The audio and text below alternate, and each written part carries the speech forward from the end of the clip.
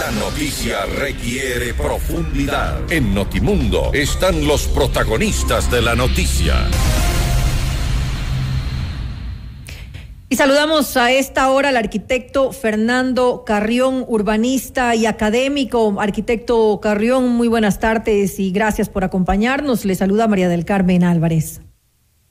¿Qué tal, María del Carmen? Un saludo cordial a ustedes y obviamente a toda la audiencia. Gracias nuevamente por estar aquí junto a nosotros. Arquitecto, vemos lo que ocurre en las cárceles, esas masacres que además presentan una violencia nunca antes vista aquí en nuestro país.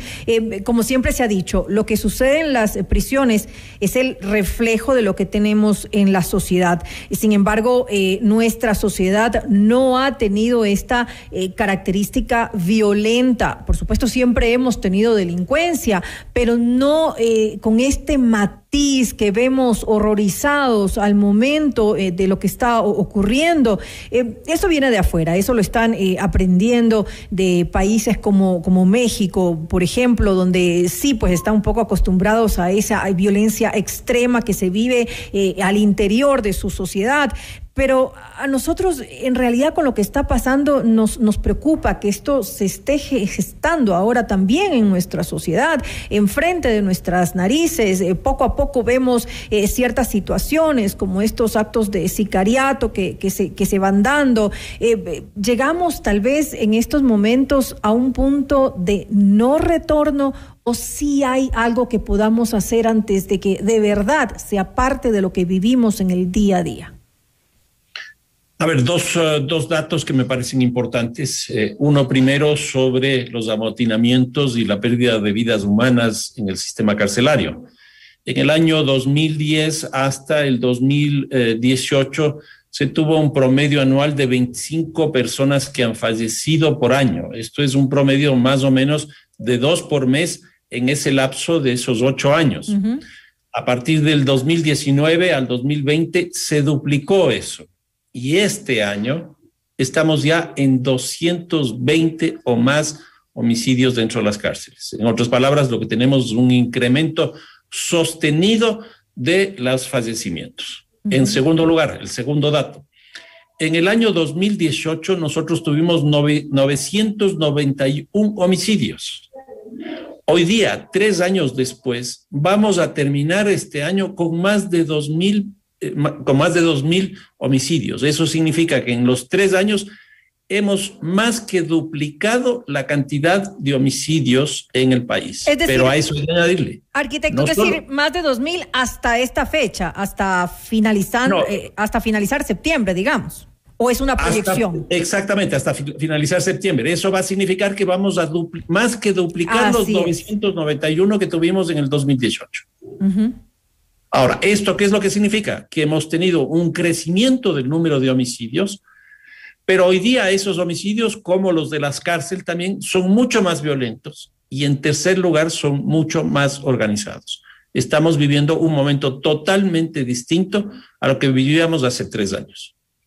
Nos estamos entonces, como yo le decía hace un momento, estamos mimetizando lo que ocurre en México. Están nuestras bandas locales aprendiendo, tomando la lección de estos cárteles internacionales que están ya en nuestra sociedad, que han penetrado y que de alguna manera pues actúan en forma coordinada con estas bandas pequeñas que teníamos aquí de microtráfico. Ahora ya están, digamos, relacionadas y están pues cambiando su manera de actuar. A ver, yo lo que creo es que en el cambio de siglo, hablemos del año 99, 2000, con el proceso de dolarización, el Ecuador entró francamente en el lavado de activos, que es una cosa que nosotros no conocíamos.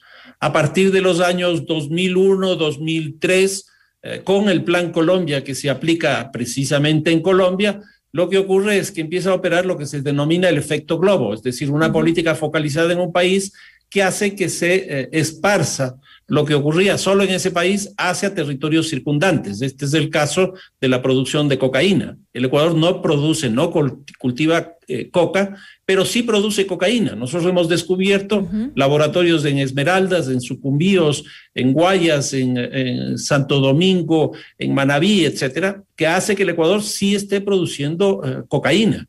Y por otro lado, a partir de los años 2008, 2010, que hay un proceso de reestructuración de la droga a nivel global, empezamos a consumir. El Ecuador este rato consume más o menos el 18% de la droga que pasa por este territorio, y es una cantidad muy grande, porque son entre 80 y 100 toneladas que se consume acá adentro.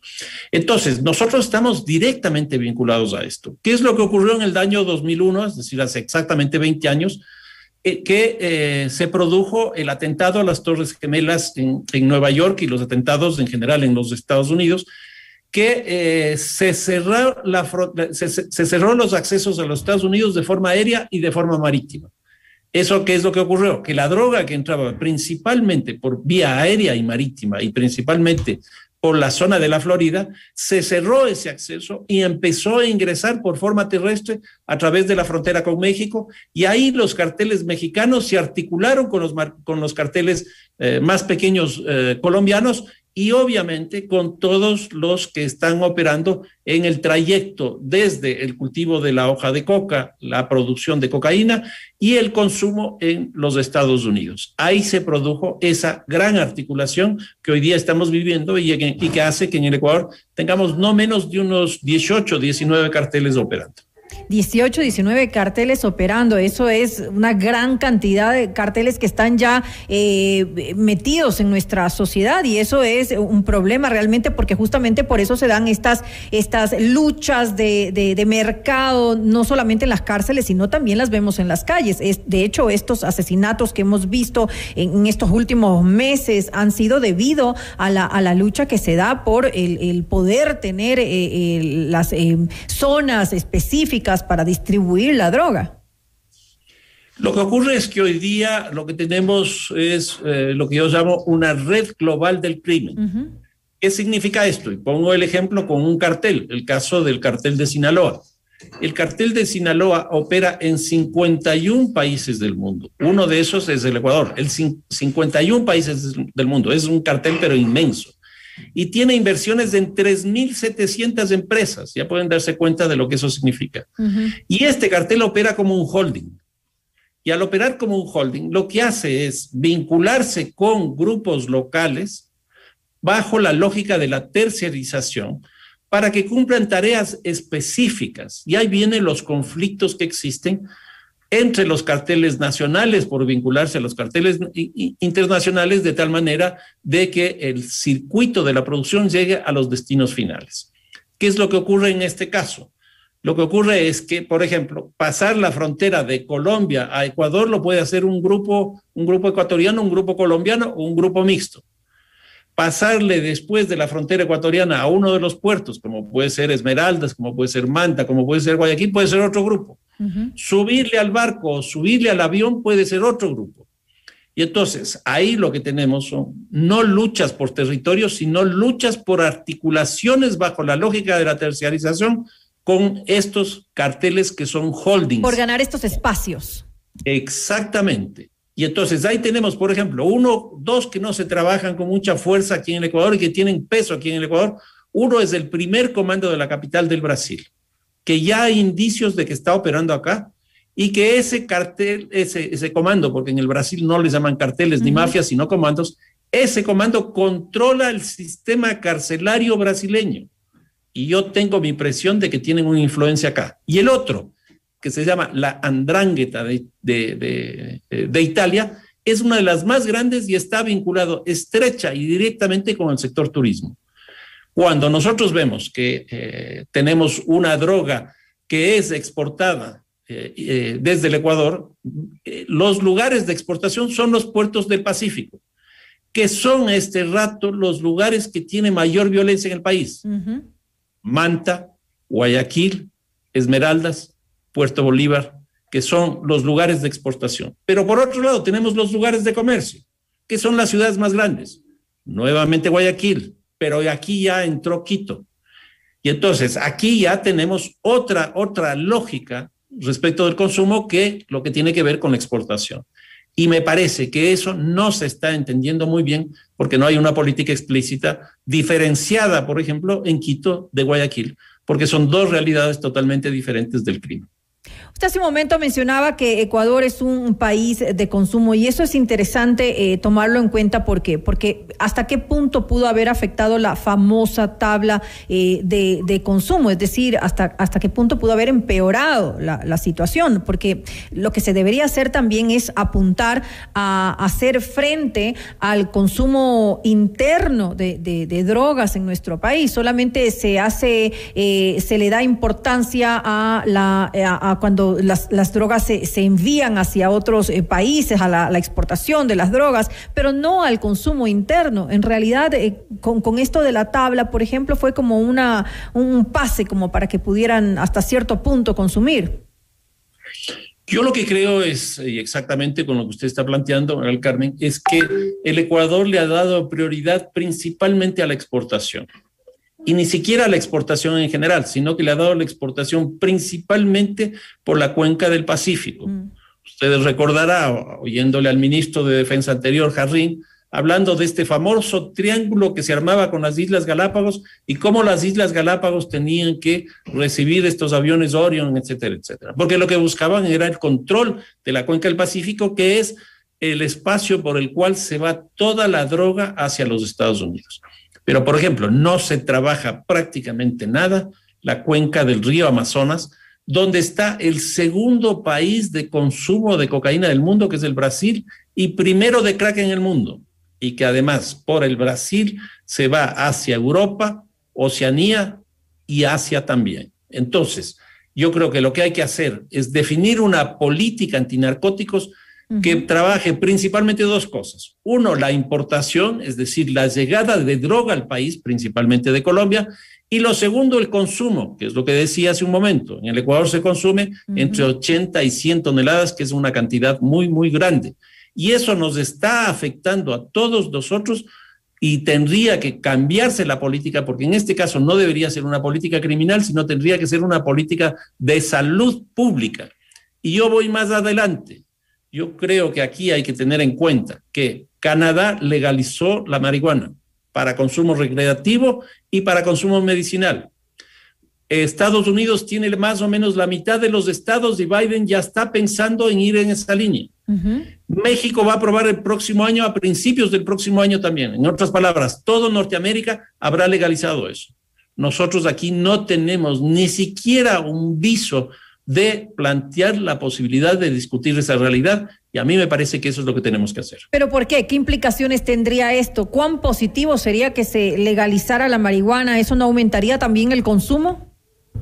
Es probable que aumente el consumo, pero habría un control sobre los consumidores, porque, por ejemplo, en Sudamérica, el único país que ha legalizado, que es Uruguay, lo que hace es vender la marihuana en las farmacias públicas donde tienen un registro de la venta de la marihuana a cada persona y le van restando la cantidad de marihuana que consume en función de cómo va evolucionando la salud de esa persona. Pero no solo eso, se le quitaría un gran negocio y una forma de acumulación que tienen estos sectores criminales, y eso sería asumido por el Estado, con lo cual el Estado tendría mucho más recursos para enfrentar las drogas más complicadas que hay, que este rato son, sin duda, la cocaína y sin duda las drogas químicas. Ahora, mi pregunta es, ¿estaríamos preparados para esto, arquitecto? ¿No sería contraproducente? Porque hay que tomar en cuenta también la madurez de las sociedades que usted ha mencionado en este momento. Hablo de Estados Unidos, hablo de Canadá,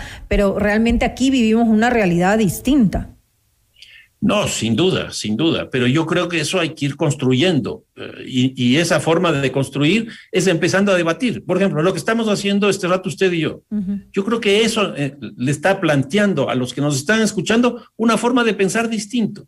Yo creo que, en primer lugar, el consumo tiene que ser, el consumidor no tiene que ser visto como un criminal, sino tiene que ser visto desde la perspectiva de salud pública. Y en segundo lugar, empezar a discutir, no estoy diciendo que se apruebe, Empecemos a discutir lo que estamos haciendo este rato. ¿Qué beneficios tiene? ¿Qué problemas tiene? Veamos qué pasó en Uruguay, veamos qué está pasando en Canadá, en los estados de los Estados Unidos, y vamos sacando lecciones de ahí. Pero si nosotros no nos planteamos eso, nunca vamos a empezar a conocer esas realidades. Ahora, revisando cómo funciona el tema de la delincuencia organizada aquí en nuestro país, ¿cuántas personas podrían estar vinculadas a estos cárteles o comandos, como se llame, dependiendo del país de donde son internacionales? Y no me refiero al interior de las cárceles, sino afuera, en la sociedad, porque hay muchas personas que están viviendo de esto también. A ver, el narcotráfico es hoy día un sector de la economía que hace que las personas y las organizaciones que están detrás de ellas tengan hoy día un poder político más fuerte del que tenían antes y que tengan un poder económico mucho más fuerte del que tenían antes. ¿Cómo se expresa esto? Se expresa, por ejemplo, en temas del mercado, en el lavado.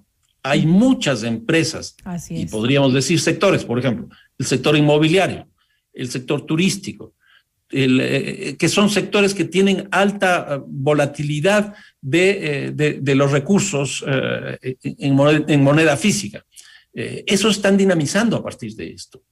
Pero por otro lado tenemos bajo la corrupción. Hemos visto cómo ingresó a las Fuerzas Armadas, hemos visto cómo ingresó a la policía, hemos visto cómo ingresó a la justicia. Pero no solo eso, sino que, por ejemplo, después del terremoto del 2016 en Esmeraldas y en Manabí, la presencia en la sociedad fue muy fuerte. Hoy día mismo, en algunos lugares de Guayaquil, principalmente de los sectores de bajos ingresos, una buena parte de las viviendas que ahí existen son entregadas por estos grupos criminales a sociedad que absolutamente no tiene nada y que por lo tanto por esa vía terminan cooptándoles para que trabajen en sus actividades. En otras palabras, hoy día la droga tiene una presencia tan fuerte en el Estado, en el mercado y en la sociedad que si nosotros no enfrentamos eso rápidamente va a seguir creciendo. Ahora, como le pregunté inicialmente, ¿cuántas personas usted considera que podrían estar vinculadas a esto? Es muy difícil poder tener una cuantificación de personas, pero lo que sí se nota claramente es que esto va creciendo. Por ejemplo, el sicariato. Nosotros teníamos un sicariato hace 3-4 años donde la persona que cometía el homicidio tenía un récord policial muy fuerte, 15, 20 veces de haber estado en prisión. Y la persona que fallecía, no. ¿Qué es lo que tenemos hoy día? La víctima y el victimario tienen historia penal. Los dos tienen 14, 15 prisiones previas, lo cual muestra que hemos entrado también en una etapa absolutamente distinta. Lo que pasó el 23 de febrero en las 4 cárceles de las 3 provincias de Guayas, Cotopaxi y Azuay, claramente lo que nos mostró es que hay una gran articulación entre el adentro y el afuera de las cárceles, que antes no tenía. Hoy día ya tenemos. Y aquí lo que podríamos decir es que es más fácil contratar personas que cometan homicidios dentro de las cárceles que por fuera. Es más seguro. Y esto está produciendo esta relación entre el adentro y el afuera. Si nosotros vemos casos como el de San Pablo en Brasil hace 12 años, cuando el primer comando de la capital nuevamente desde la cárcel tenía esta relación del interior y el exterior, igual que tenemos aquí, se produjo una movilización de un conjunto de personas privadas de la libertad a otras cárceles, vino un amotinamiento que paralizó la ciudad de San Pablo durante casi una semana. Yo creo que esa es una fase siguiente que estaríamos por empezar. ¿Y cómo se produce eso? Porque estos grupos criminales terminan controlando ciertos sectores específicos de la sociedad, como es la movilidad y el transporte.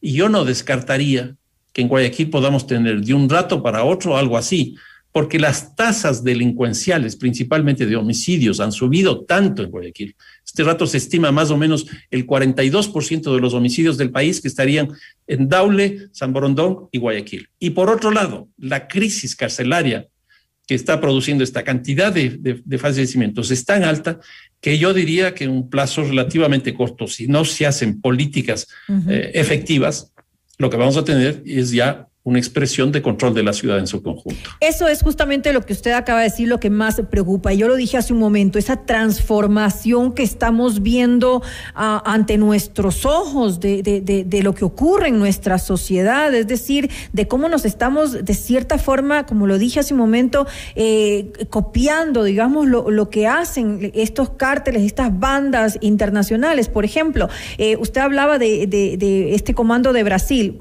Todos hemos sido testigos de la violencia que han vivido las cárceles de Brasil durante años, porque eso no es de ahora. Ellos sí tienen años que han tenido pues problemas gravísimos en sus cárceles. En México, por ejemplo, la violencia que se vive en las calles, en los asesinatos que se dan diariamente, y además algo muy preocupante, y que es ese poder que tienen incluso por encima del gobierno, que lo hemos podido ver en algunas ocasiones también. No, yo creo que es clarísimo. Yo sostengo que hoy día hay mucho más recursos económicos dentro de la cárcel que fuera de la cárcel. ¿Y por qué esto? Porque, por ejemplo, a un guía penitenciario que gana entre $600 y $700, yo le entrego $5,000, me va a hacer cualquier cosa, porque hay mucho más recursos ahí adentro. Lo que nosotros vivimos hace 20 días con lo que yo llamo este alarde tecnológico de usar drones, a mi manera de ver, eso nos presentó como tres cosas clarísimas. Uno, este alarde tecnológico. Así es. Dos, que probablemente lo que estaban haciendo era inteligencia criminal, porque los drones sirven para eso. Y en tercer lugar, como se tiene el control del territorio, es muy difícil ingresar cosas, pero por el aire puede entrar cualquier cosa. Si uno tiene dron, pues aquí lo que va a hacer es inteligencia y va a introducir probablemente armas, comida, droga, etcétera, a los panópticos.